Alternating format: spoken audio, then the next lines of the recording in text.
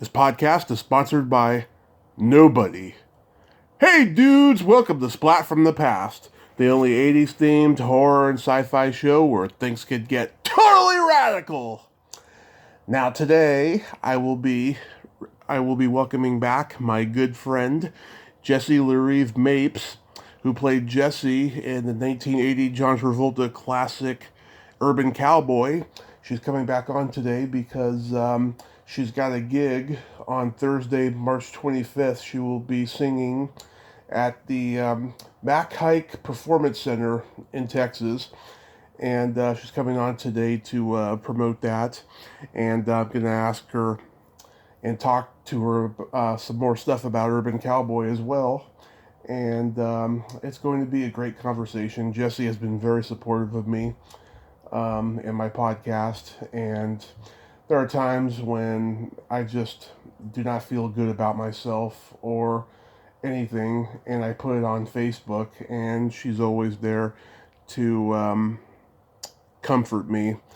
Her and many other wonderful people get to do it, but Jessie is part of that, and I appreciate her so much, and I can't wait to have her back on today.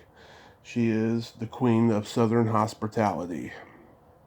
So, here is my new interview with Jessie Mapes.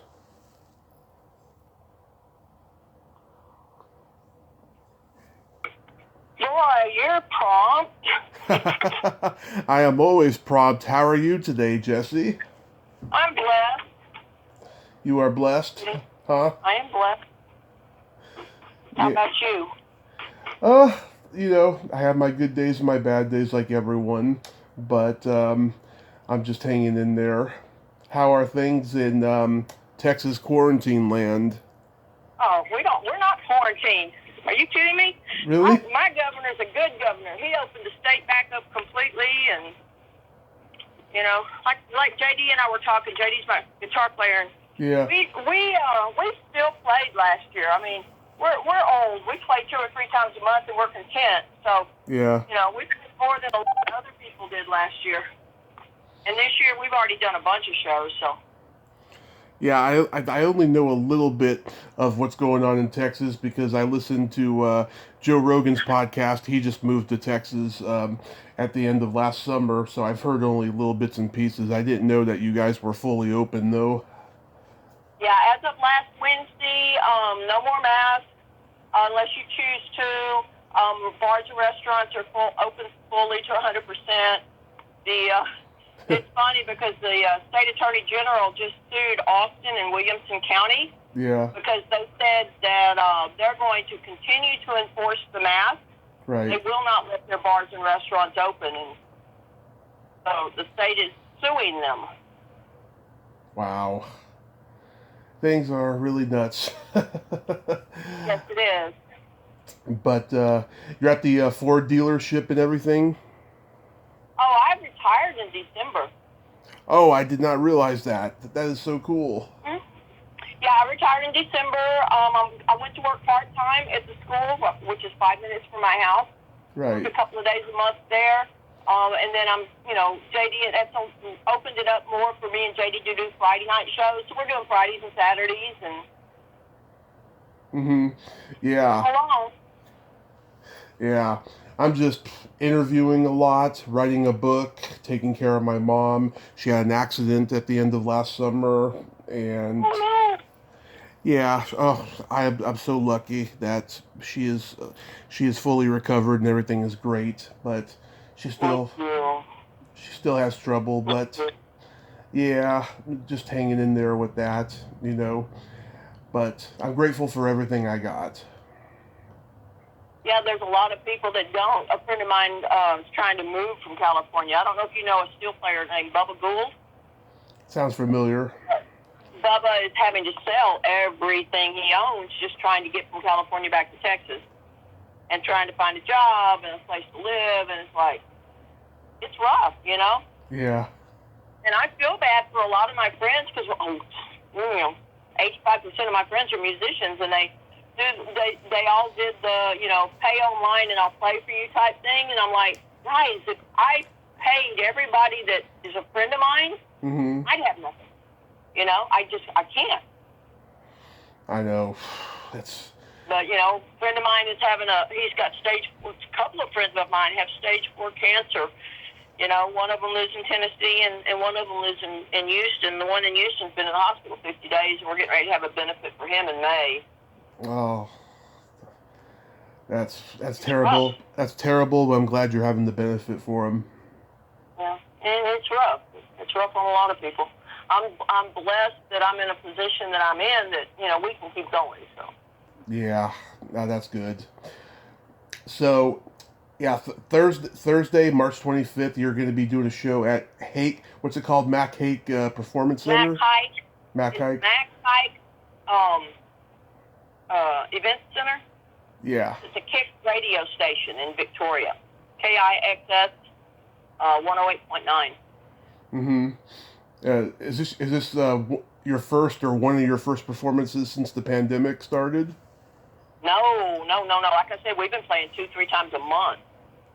Wow. We've got restaurants that we go and play on a Friday or Saturday night for, and that just never stopped. We continued. Mm-hmm. You do the old standards and some renditions of urban cowboy songs. Yeah. Now the Mac Haik, the one at Kicks, that's going to be it's an hour show. It's tickets. You know, you have to win tickets. It's a VIP concert. It's an intimate little show. They have a little area. Mm-hmm. It's about 100 people, and they do food and drinks. And JD and I'll do 5 songs off the Urban Cowboy CD. We'll do 5 songs off of my new album, and then a couple of duets, and then do a meet and greet. Nice. Yeah. And then in May the 8th, I go to Denison, Texas, to a bar called Jake's Bar. They're doing an Urban Cowboy party. Mm-hmm. In May 29th, I'm going to be in Gondolias for an Urban Cowboy party. So. Nice. Wow. You're busy.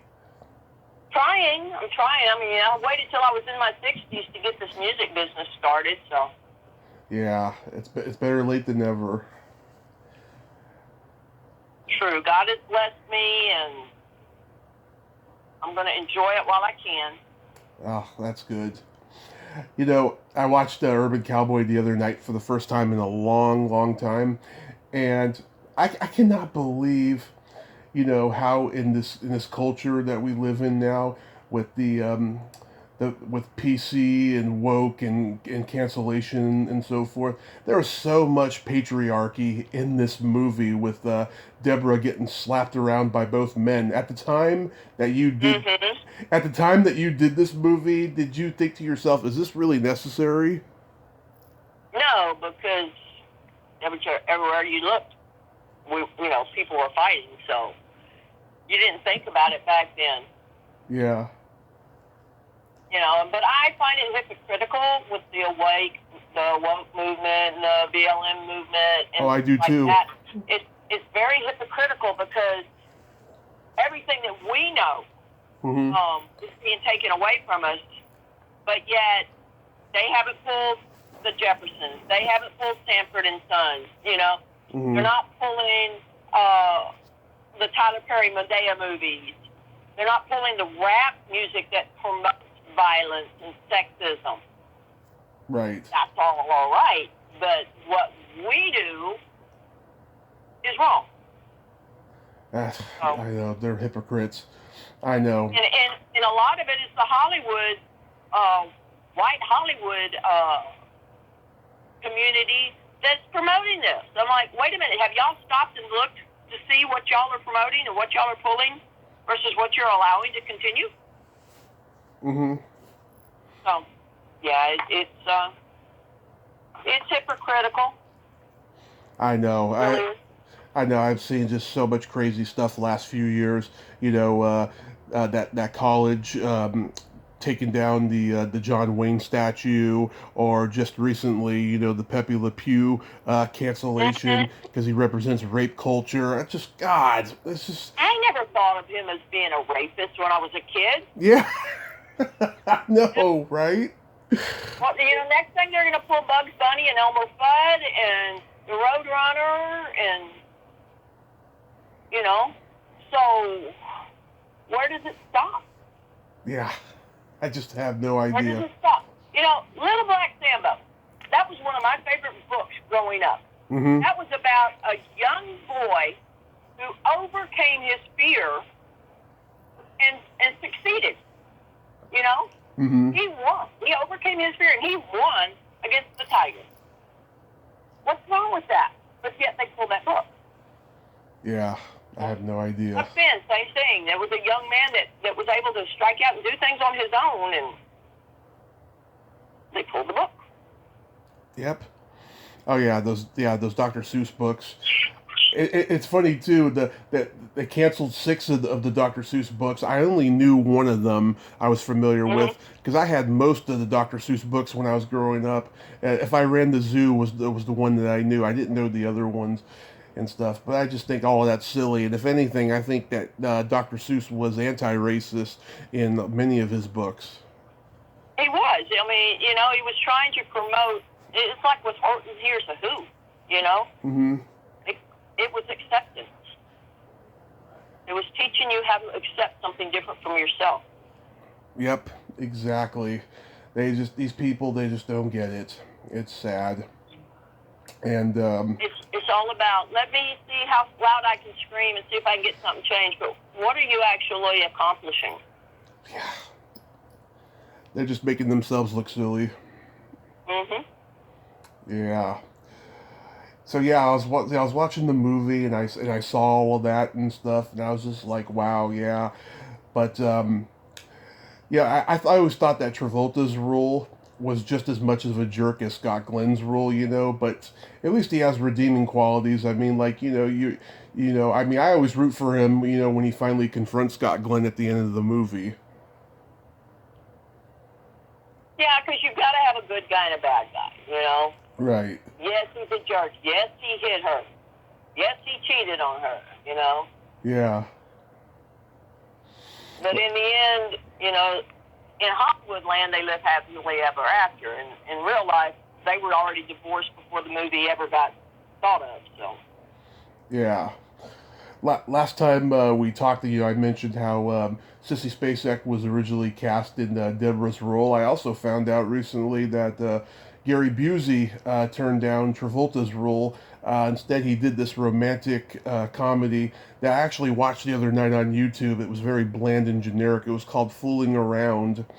And he said that it was one of the biggest mistakes of his career. I could easily see him in either role, though, either Travolta's role or Scott Glenn's role. Was that? I don't know when he went off the deep end, so hopefully it was before he went off the deep end. Yeah, because let's see, he had his accident in '88. You know, this was '79. Yeah, yeah. Well, you guys are lucky though either way because I heard he's always been difficult, but he got even more difficult after his accident. Mhm. Yeah. Yeah. I mean, John ended up being a really good pick for it. Yeah. Mm-hmm. You know, Deborah was a good pick on that end. So. Yeah, they were both. She had that, and she had that look of innocence, you know. Mm-hmm. Absolutely, she had that vulnerability about her. Mhm. Did they let you keep your green bridesmaid dress? Oh gosh, no, that was ugly. I threw a fit about having to wear it. Oh really? Yeah, that was the most ugly dress. I actually thought it was cute. You didn't have to wear it. Yeah. Yeah. Yeah, but did they give you options, or did you say, no, you're going to wear this? That was it. This is what the bridesmaids are wearing, and you will wear it. You know, the rest of the clothes were mine. I provided my own wardrobe. Wow. Yeah. Oh my God, I got to tell you my mechanical bull story. I can't believe I didn't tell you it last time. But in 2012, I got to ride a mechanical bull. There's a sports bar in the Bay Area I used to go to in Palo Alto called Old Pro. And there was this one night, me and this guy that I was hanging out with at the time, who was absolutely insane. I got into a car accident with him a few years later, but we went there one night, and they had this beer special where you got to drink any beer you wanted out of this huge, I mean huge beer bong, and he wanted Budweiser, but they didn't have any. So he said, here, I'll buy you Bud Light. So I drank in Bud Light, and by the time I got to halfway there, I was completely gone. I mean, just annihilated from this beer. And he's like, I'm gonna get you on that mechanical bull. And of course, because I was wasted, I was like, okay, I'll do anything, you know. So I got on that thing, and I lasted like maybe a couple of thrusts, and that was it. That's funny. Yeah, that was the only time I ever got to do that.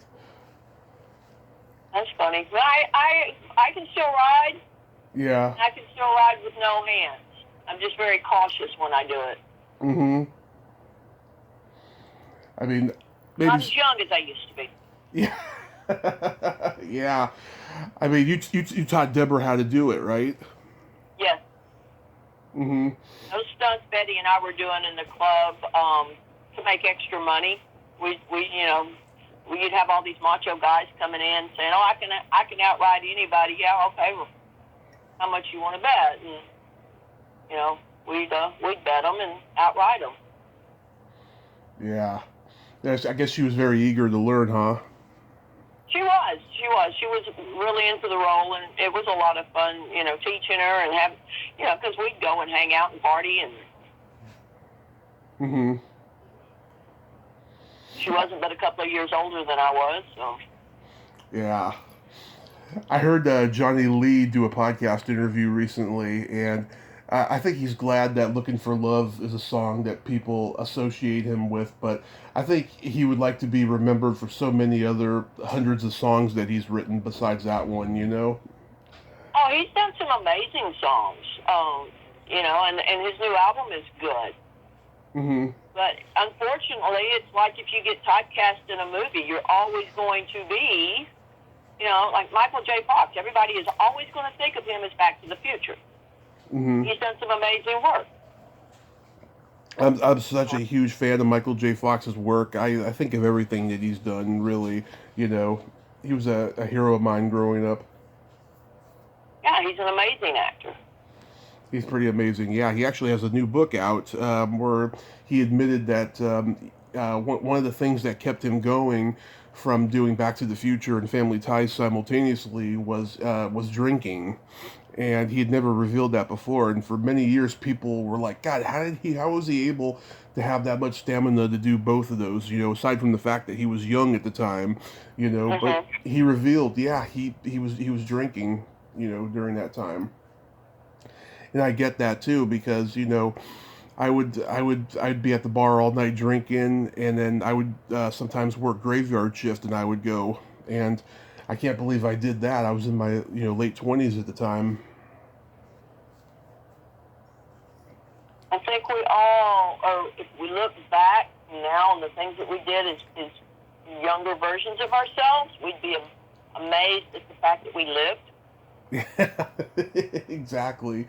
I mean, I'm surprised I survived my car accident 6 years ago, but I did, and here I am talking to you, and it's such a miracle that I'm blessed with every day of my life. Mhm. Got to thank God every morning when you wake up. I sure do.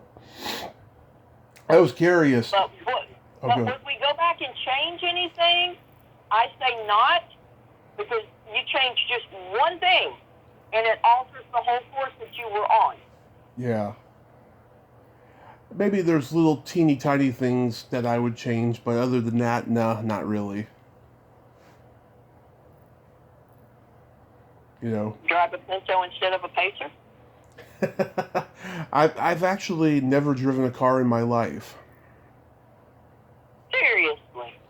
Seriously, yes. Wow. I just never had the desire to do it, I mean, I did at one point when I was a teenager and stuff, but I don't know. My mom is such a bad driver that I'm just afraid I was going to be one too. And then with the trauma of my car accident 6 years ago, I don't think I'd be good for doing that now. You know. Wow. Yeah, but who knows? You know. I mean, things can change. In the future and stuff. I could be a late bloomer at driving. Who knows? Yeah, you're still a young man. Hopefully I'll still have my eyesight by that time. Why? Cadillac's coming out with a car that's completely autonomous. Oh, they are? Yes, they are. Nice. Nice. I was curious. Did you ever read Dan Jenkins' books? No. Yeah, Dan Jenkins. He was a pro golfer who became a sports writer for Sports Illustrated, and he was from Texas. And he wrote a book in 1981 about country music called Baja, Oklahoma. Have you ever read that? No, I haven't. Yeah. A couple months ago, I saw on YouTube there was a TV movie made into it in the late 80s on HBO.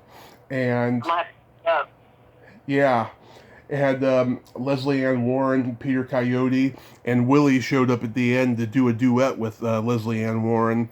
And it was a pretty good story. It should be remade though because it wasn't that great of a TV movie.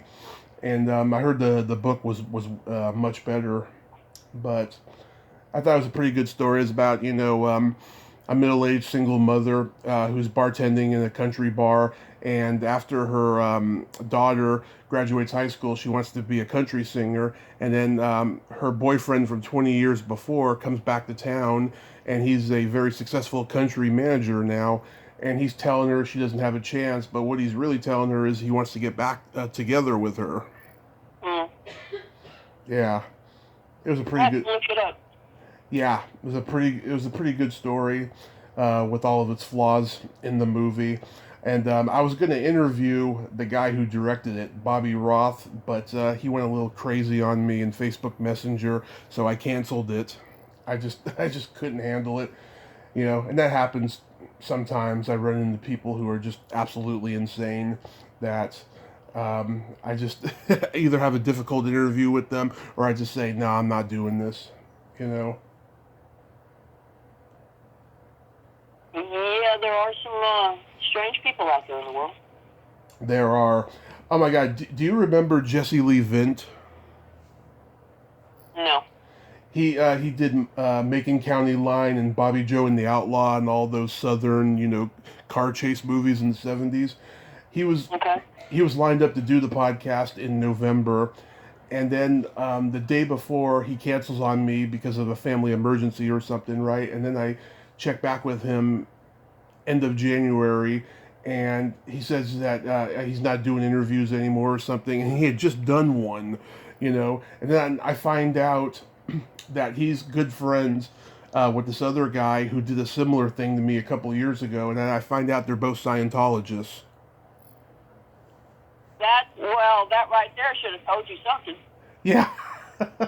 I didn't even do my research on that, and I found out later. But at least now I know. There's a couple people who have declined, and I found out that there were Scientologists. A couple of people. It's weird. And the funny thing is, Travolta's a Scientologist, but he seems to be the good kind. But I heard or read somewhere that he's considering getting out. Oh, that's good. And he's catching flack about it. But yeah, he's going to catch flack because he's one of their top spokespersons, and he gives them mega bucks. Yeah. Well, that's good that he's getting out. Yeah. I'm sorry, I have a problem with the church that believes that a spaceship is your God. I know. That is strange. That is really strange. Yeah. Lionel Hilbert was not anything but a science fiction writer. Sorry, people. Yeah. It's like, the Star Trek fans, worshipping Gene Roddenberry, Uh-huh. Same type of thing. Yeah, it's crazy. Yeah. Everybody's entitled to their beliefs. Right.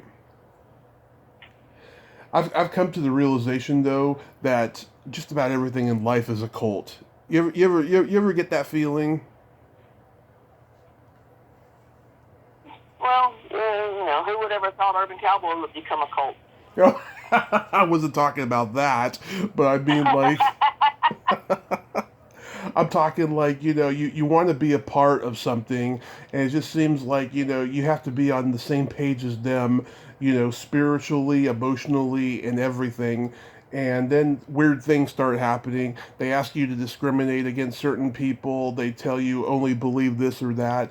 Don't do this, don't do that. It's weird, and Yeah, yeah. I think the internet has really enabled people to learn about that. The internet is the fall of society. We no longer um, send letters. We no longer have discussions at the family dinner table. Oh God. Yeah. A guy. You don't even have to go to the doctor. You can look up your own symptoms. Exactly. Yeah.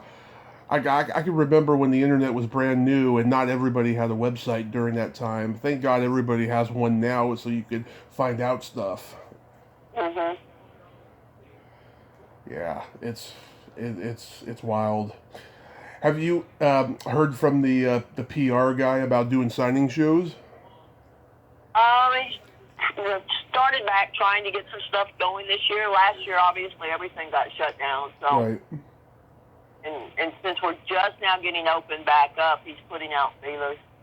Everything that happened last year and this year so far, I've done on my own. I got to go last year in October. I went to Arizona for 3 nights for the Rex Allen 100th birthday bash. I sang out in Oklahoma. I sang in Tennessee.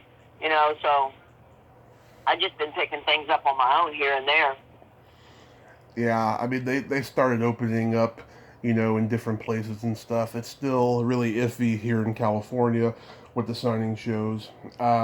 There's this horror convention that goes around different places in the Midwest called Days of the Dead, and last July they did one in Indianapolis, and it came under fire pretty quick because a lot of people backed out of doing it, and then the people who did do it, they got a lot of criticism going on, and then there was a guy who was a vendor there. He was wearing a T-shirt that made fun of Robin Williams' suicide, and they took a picture of him. Yeah, they took a picture of him and they put it on social media, and they were holding the convention responsible for it. And I'm sure that guy was wearing like a jacket or an overshirt so no one would see it before he got in there. So I don't think it was the convention's fault. Well, Yeah, but that was terrible. Oh my God, that shirt was awful. I remember it so well.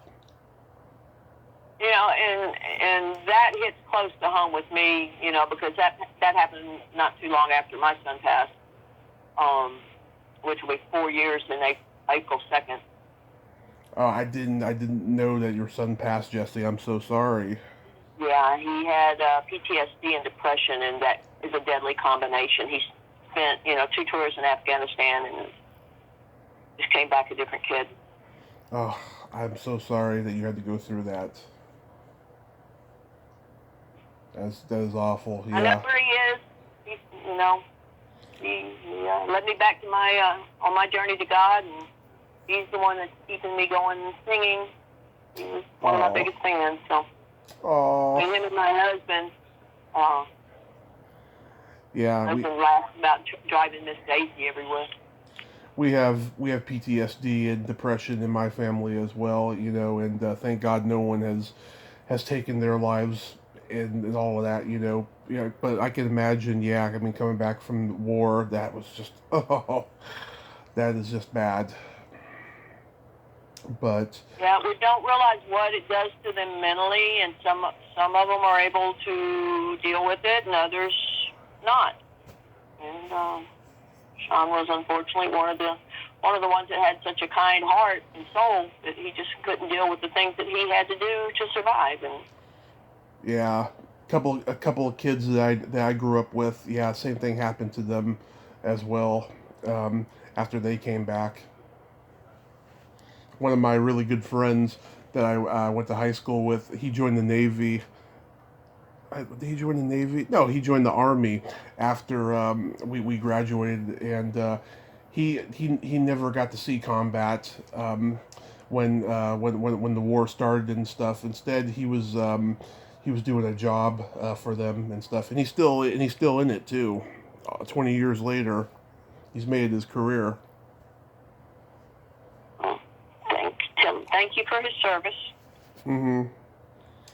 Absolutely. So Jesse, there's this game that I like to play with my guests.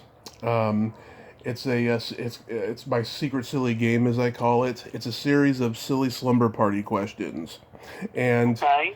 how this works is I ask you the question, you answer it, and then you ask me the exact same question, and I answer it. Okay.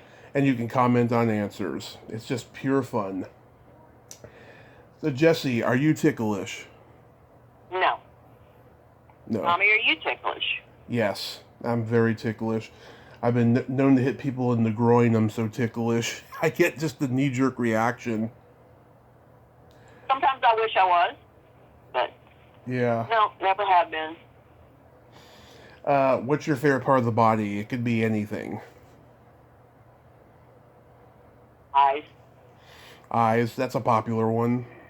Well, it's because you can look at somebody's eyes and tell whether they're kind or not.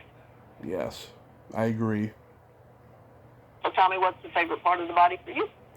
The belly button. Tell me you don't like the lint. No, I mean my own lint. No, not a big fan of it. What color are your toes painted? French manicure. Ooh, I love that. What color are your toes painted? Right now they are au naturel, but last time they were painted, they were purple with sparkles. Oh, there's nothing wrong with showing off your feminine side, sir. Not at all. I've been doing it since I was 13. At first, my parents were worried about me, but they've come to accept it, so I'm very blessed. Yeah. What would you say is your best personality trait?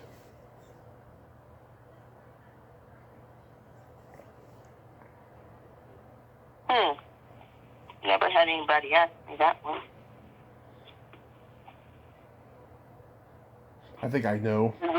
Is forgiveness a personality trait? Yeah, you're forgiving.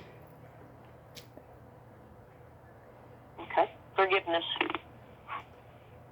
What is your best personality trait? I have empathy, and I also have no filter. It's a counterbalance. So, and you said you think you knew what mine was. So, what do you think? What did you think mine was? You're very generous and kind. Oh, thank you. Yes. I love how you show me support, if I'm feeling down, like last night, posting that status about, people who don't acknowledge, the interview I do with them and stuff, I just love, how you're very supportive. That's how kind you are. I don't believe anybody should take advantage or feel like it is owed to them anything. So if you take the time out of your day to talk to somebody and support them, then they should support you. I agree. I just don't get it when they don't, but what can you do? This whole generation feels like they're entitled, and I'm sorry, you're not. You need to work for anything anybody gives you, or acceptance, or compassion. You need to work for it. You have to earn it. You're not just entitled to it just because you're standing in front of me. Yeah, I mean, I don't feel like I'm entitled, but, I feel like that I have worked very hard, I mean, if you look at how my podcast has evolved, I mean, I have worked, pretty hard, and just, sometimes, I don't get credit for it, and it ruins my day sometimes. Don't let them get to you. Just know that there are those of us out here that do appreciate you. By the way, how was Tommy Chong? Because I would love to meet that man. Oh, he was great. You didn't listen to that interview yet? I listened to part of it, and then I get busy. Uh-huh. I want to go back, and I was telling my husband and a friend of ours about it, and we're going to listen to it together. Okay. Oh, let me ask you the last question, and then I'll tell you about Tommy Chong. Okay. Is there a stinky smell that just makes you gag? Yes. I'm guessing it's related to the farm. Oh no, not at all. I cannot stand body odor on a man if they don't use deodorant. Mm-hmm. Can't do it. I just do, and it was when I was working and worked in a very small office, and they would come into my office, the technicians especially that didn't use deodorant, and they'd been working in the shop all day. I'm like, dude, use deodorant, take a shower, do something, and then they'd leave, or a customer would walk in, and as soon as they'd walk out, I'd be spraying Lysol or something in my office. Mm-hmm. No, anything on the farm that smells, to me, that's money. So. Yeah. So how about you? Any particular odors that get to you? Yeah. Anybody who has kids relates to this. It's either farts or dirty feet. You know, my kids never had dirty feet. Now, when my boys would come inside and they'd be all sweaty, they smell like wet dogs. Mm-hmm. So Tommy Chong, okay, so yeah, he was great. He's been doing all these Zoom interviews since quarantine started. He does like many a week, and I was like, oh man, maybe I can get him, right? So I messaged him from his website, and the people running the website put me in contact with his business partner, so I arranged it that way. And I kind of got a feel from watching all those Zoom interviews. I got a feel for who he is. He's just basically Tommy Chong. And he loves telling these great stories and these long stories. And all that. And he was great. He's a very busy guy, so I didn't get an acknowledgement from him, but I didn't expect to because he does so many of them, and he's a busy guy. But he was great, and I've talked to people who've told me it's my best interview so far. Yeah, he's just cool. He's Tommy Chong. Yeah. I love Cheese Moran. Don't get me wrong, but. Yeah. Tommy was my favorite. So. Oh yeah, both of those guys have a counterbalance between being funny and sometimes being the straight man. They're really talented that way. Mhm. Did you watch him on Dancing with the Stars? I think I saw like maybe a clip when it was on at the time, but it's just like I'm not a big fan of most reality shows. Well, I haven't watched it. I think that was probably the last season I watched it, but I watched it because of him. Mm-hmm. Yeah, was he funny on there? He was funny and amazingly he could dance. So. Yeah, I guess the world never knew that about him, so he finally let it out. Mhm. Yeah, that was a great interview. Yeah, I hope you enjoy the rest of it because, we had a great time. Yeah, like I said, we're going to sit down and listen to it. The three of us. Yeah, there's a particular story in there. I don't want to spoil it, but a lot of people are like telling me that, wow, I can't believe he told you that story. It's so funny. And I'm not gonna spoil it for you, like I said, but you'll hear it. Yeah, for all I know, you probably already did hear it, but we'll see. But I'll let you know. Yeah. Oh, I got jokes for you. Okay.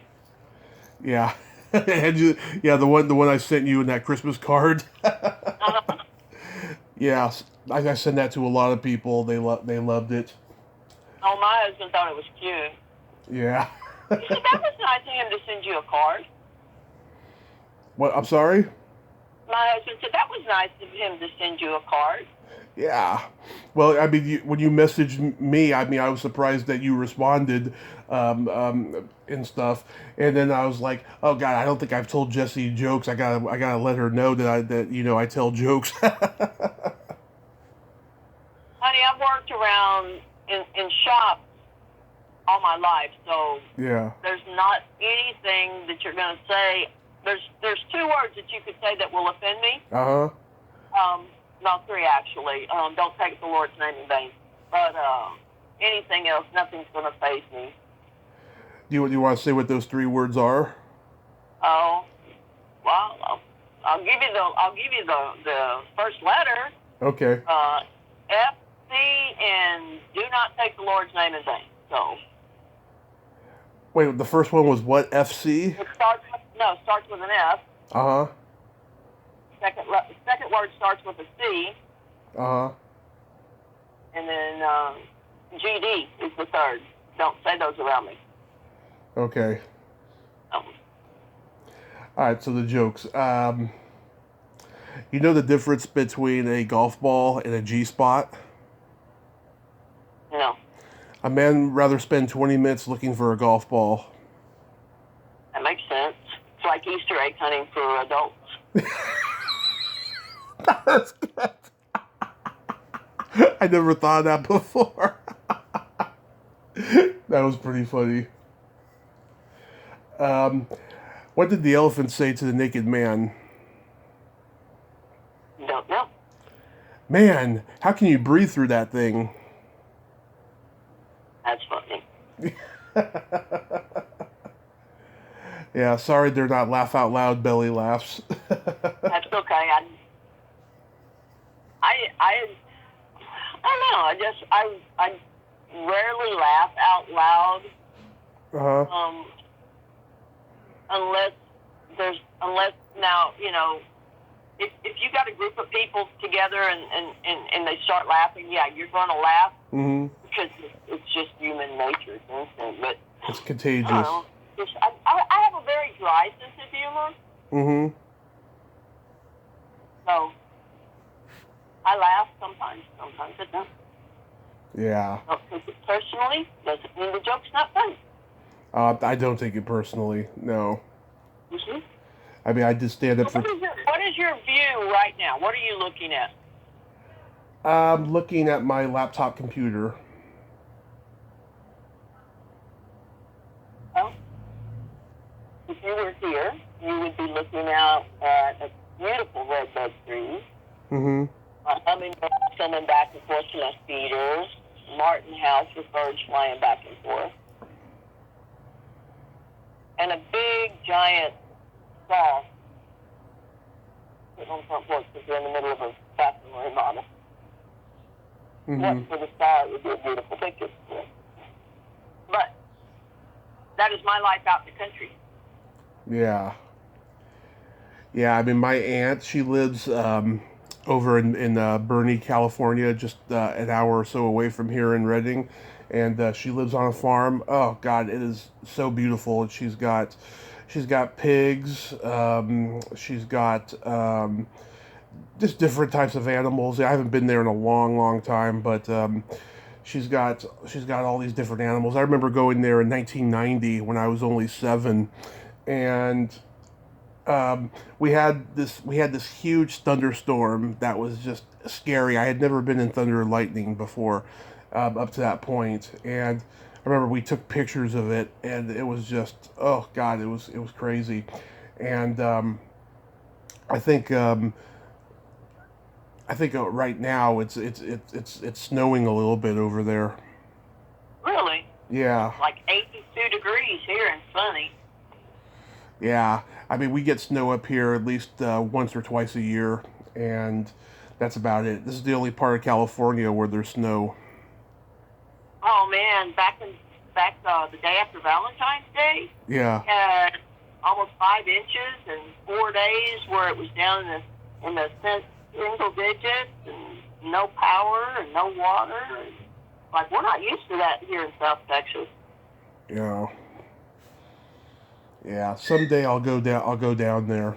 to Texas. I'd love to see it. It's a beautiful state. Mm-hmm. Anything you could want anywhere else in the country, you're going to find right here in Texas. That's what I hear. Yeah. I love Texas style barbecue. And it's different. Everywhere you go, it's different. I mean, even in the state, it depends on the wood that they use, the type of sauce that they use, and how they cook it. Yeah. In the Bay Area, we had this Chicago style pizza place that had Texas style barbecue in it, and it was okay. It wasn't great. I don't know. That doesn't work for me. Chicago style pizza and Texas style barbecue. I'm sorry, that just does not balance out. Yeah, it's a weird combination, But being a foodie that I am, I mean, I couldn't complain there, going there and stuff. Well, we had that in common. I mean, my dream job would be Andrew Zimmerman's personal assistant. Really? That would be my dream job. Did you know who that is, right? Yes. Okay. Yeah, that would be my dream job. Did you try to make it happen at one point? No. No. Now, if you can make that happen for me, Tommy, you'd be my hero. Well, I'll keep it in mind. Just like, just like I want to introduce Travolta to my mom someday.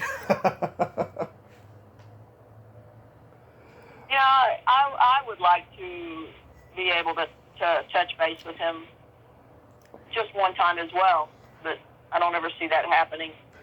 Well, I'll tell you, there's a signing show that happens in Hollywood and a couple other places in the world called the Hollywood Show, and I just found out that he's gonna be doing I don't know if it's gonna be like a mail signing or anything. It could be in person if they actually open it up and stuff, and. I don't know if a miracle happens that he gets booked for it, and then urban cowboy people get booked for it, maybe it could actually happen. Hey, can you send me that information on that so I can get it to Johnny? I could, yes. If you don't mind. Yeah, absolutely. I'll send it to you as soon as we're done here. Great, I appreciate that. Of course. So Thursday, March 25th at, what's it called again? Mac Haik? Mac Haik Event Center in Victoria, Texas. It's at the Kix radio station. That's KIXS 108.9. And they've been running ads all month for it. Mm-hmm. Yeah, that's what I saw the advertisement. Yeah, that's what I saw the advertisement for it on Facebook. It's gonna be fun. I hope so. Is it going to be just you, or is it going to be other people performing? It'll be myself and JD Quinte, who plays guitar for me, and then we sing a lot together. So nice. You two going to do crazy? No, we won't do crazy. We're gonna do 4 of the songs off the album. And I told you I released the new album, right? Did I send you a copy of it? No, I didn't get a copy of it. Okay. I need your address again, and I will send you a copy of the album. It's called Lonely. You can download it on iTunes, Spotify, Google, Apple Music. 6 of the songs on there I wrote myself. 2 of the songs are covers, and 2 of the other 2 songs were written by good friends of mine. Mm-hmm. Do you know who Ronnie Blakely is? I've heard of him. Her, yeah, she sings in the Robert Altman movie Nashville. Oh, yeah. I did an 80-minute interview with her end of January or early February, one of the two, and it was one of the best interviews I have ever done. That's another one you should take a listen to. We just talked so casually, and she was just wonderful, and we talked about many, many things. I talked about my life. She talked about her life. I asked her about the movies and the music and everything. That was another great interview. and we talked about Nashville a lot. We were through Nashville last year. We went to Nashville, and I got to sing at Douglas Corner for a songwriters circle, which was really, really cool. Right. A friend of mine is a writer out there, and he's got numerous awards for his writing. If you get a chance, Hank Williams Jr. does a song called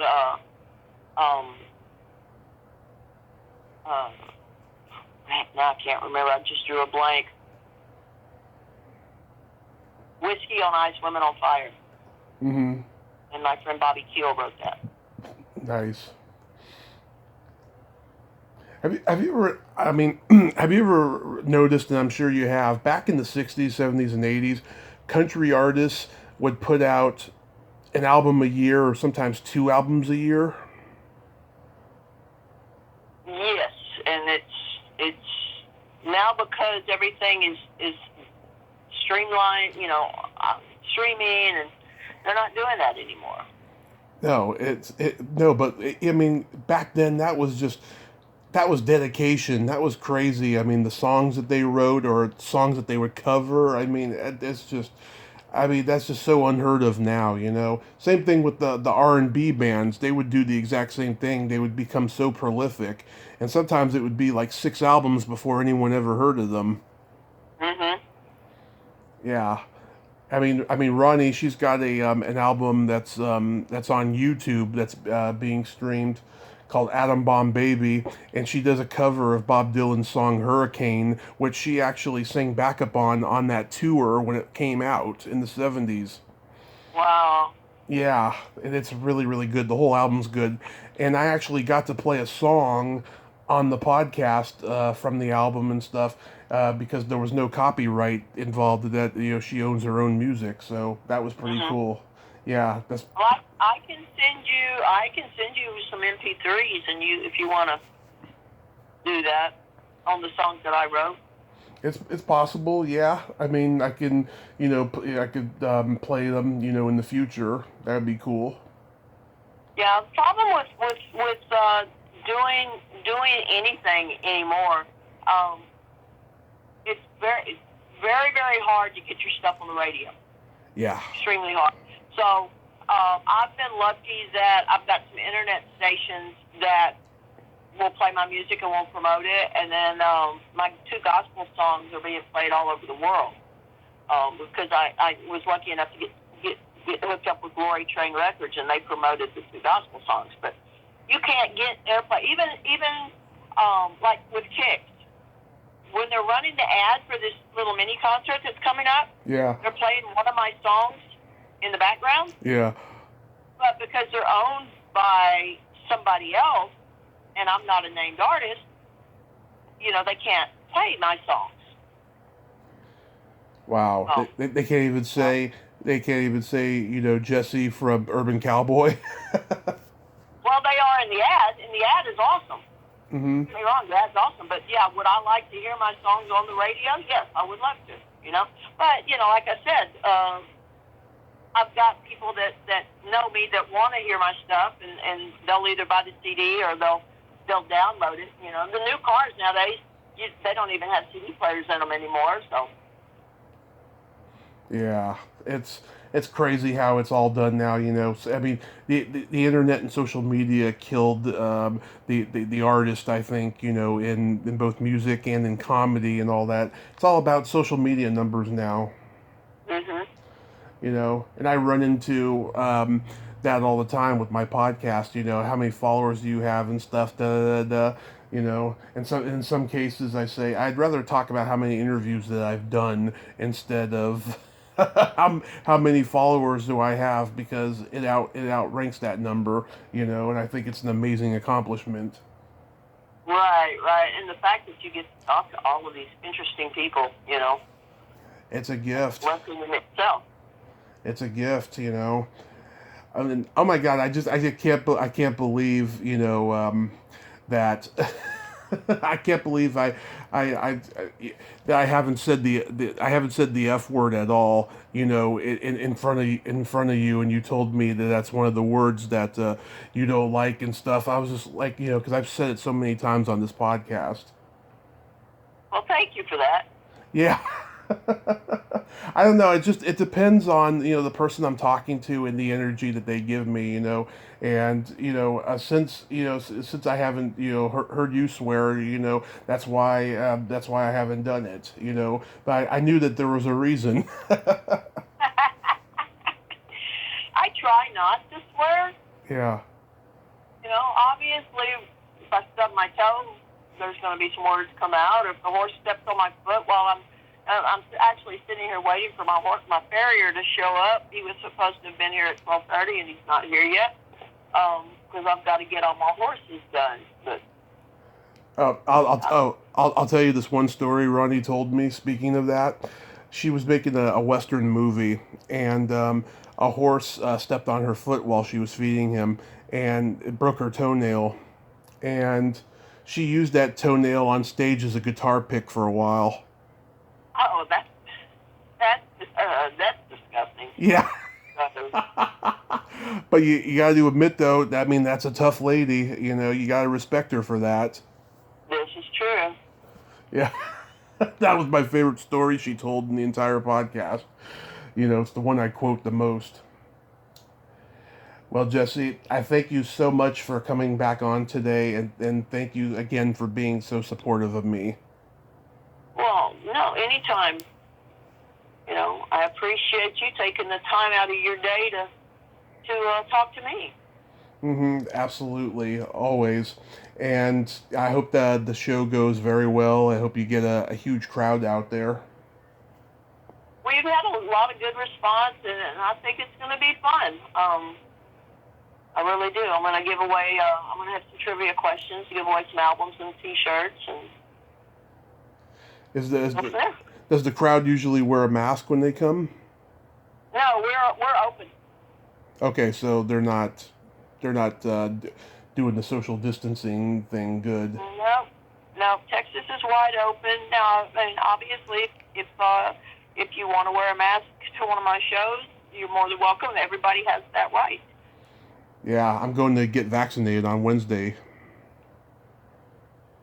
Well, have somebody check you to see if you're glowing. Yeah.